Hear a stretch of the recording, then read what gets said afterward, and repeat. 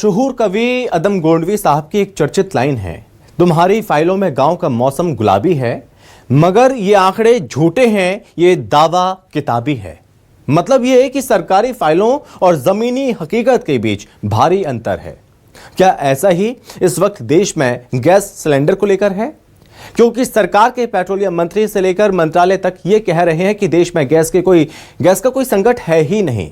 Gas का production record स्तर पर हो रहा है, मगर देश के अलग अलग हिस्सों से जो तस्वीरें सामने आ रही हैं वो कुछ और ही बयां कर रही हैं। विपक्ष भी ये दावा कर रहा है कि देश में एलपीजी का भारी संकट है। नेता प्रतिपक्ष राहुल गांधी तो बाकायदा इसकी वजह भी बता रहे हैं। रिपोर्ट आपको दिखाते हैं।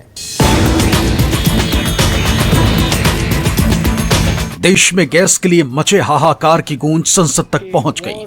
नेता प्रतिपक्ष राहुल गांधी ने इस मुद्दे को लोकसभा में उठाया और गैस को लेकर देश में जो मौजूदा स्थिति है उसका सच सरकार के सामने रखा।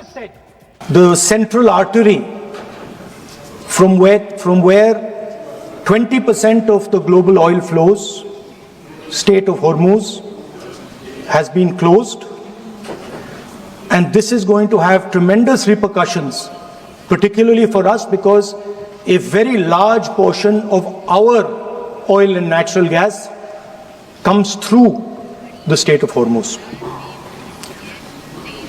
The pain has just started. Restaurants are closing. There's widespread panic about LPG. Street vendors are affected. And as I said, this is only the beginning.